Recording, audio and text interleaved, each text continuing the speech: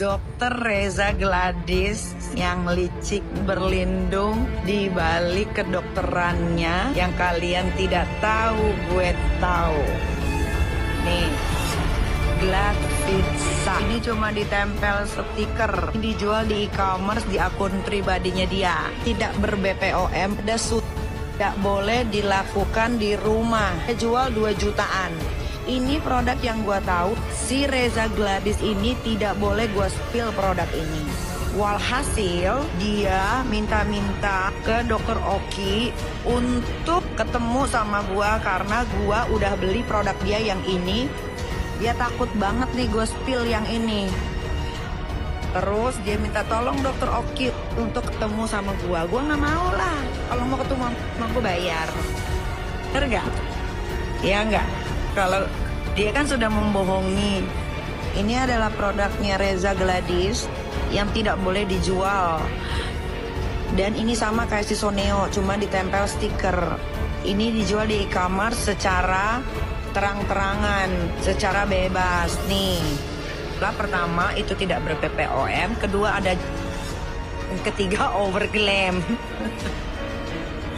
Jarum suntik itu kalau untuk kecantikan tidak boleh dipakai di rumah sendiri. Kalian harus pinter ya.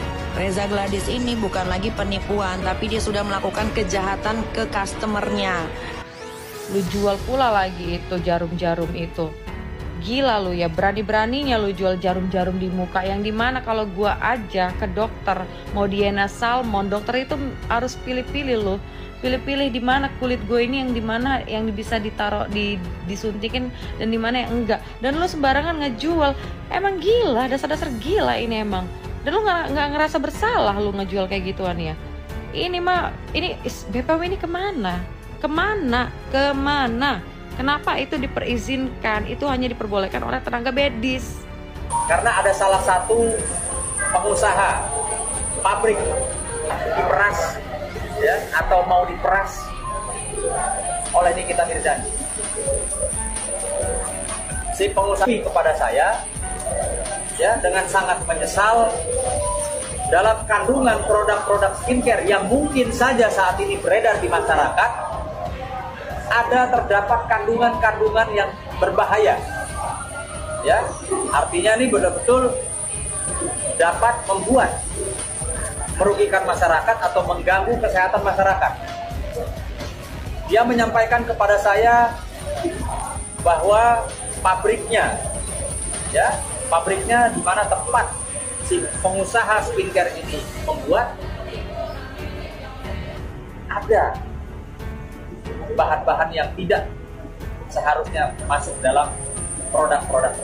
Nih aku mau nantangin nih sama orang-orang yang lagi viralin si produk di TikTok, mukanya jadi A, jadi B, jadi C. Nah aku mau tantangin. Jadi nanti kalau misalkan besok ada yang beli, terus udah gitu tapi belinya yang asli ya, jangan yang dioplos ya.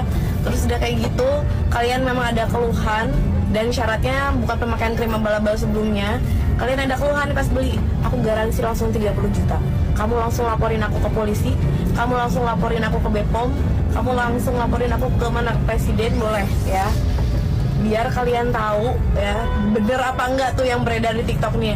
Mau kayak manapun, aku tetap berterima kasih kepada Doktiv, NM dan jajarannya karena udah memberikan informasi. Gara-gara mereka itu banyak masyarakat yang jadi tahu. Sekarang masyarakat jadi lebih pintar mau pilih produk, ya kan?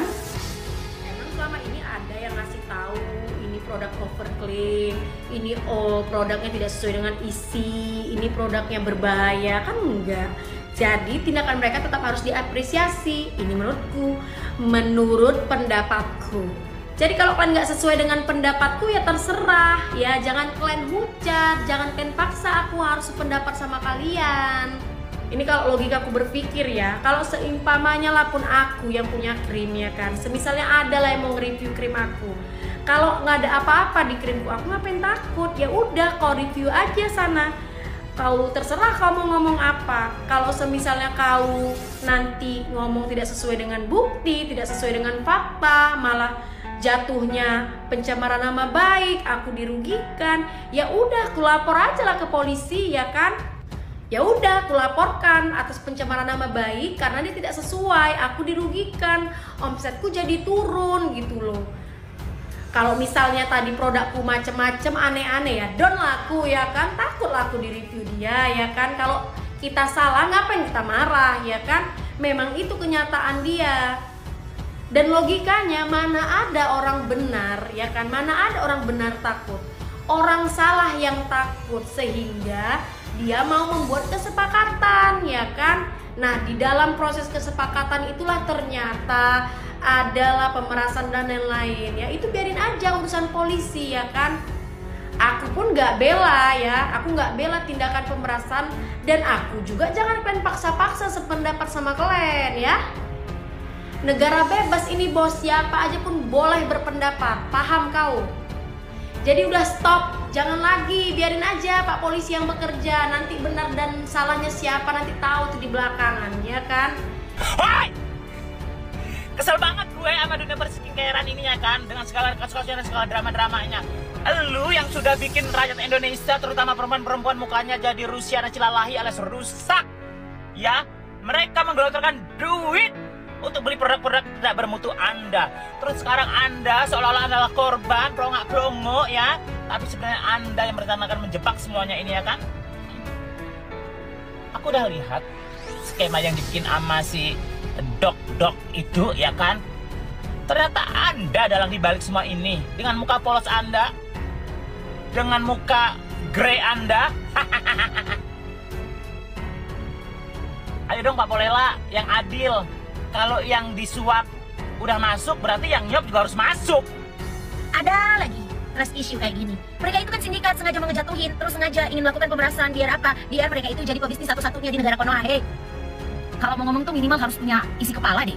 Ya, jangan semua yang ada di sini tuh isinya kotoran. Sindikat-sindikat, hello. Jadi ceritanya ya, yang terjadi adalah begitu. Dunia perskincarean ini lagi digoncang karena fakta-fakta.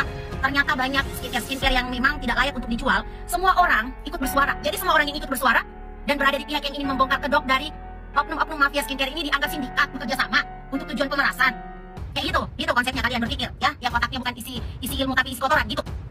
Jadi yang terjadi adalah semua orang yang ingin untuk kedok dari oknum mafia skincare ini terbuka dan terekspos serta ditindaki oleh pemerintah dan instansi serta institusi akan bersatu dan berkolaborasi untuk menyuarakan. Nah, yang terjadi juga di kubu yang diduga mafia-mafia ini juga pasti bersatu padu. Karena apa? Karena mereka nggak mau bisnisnya hancur.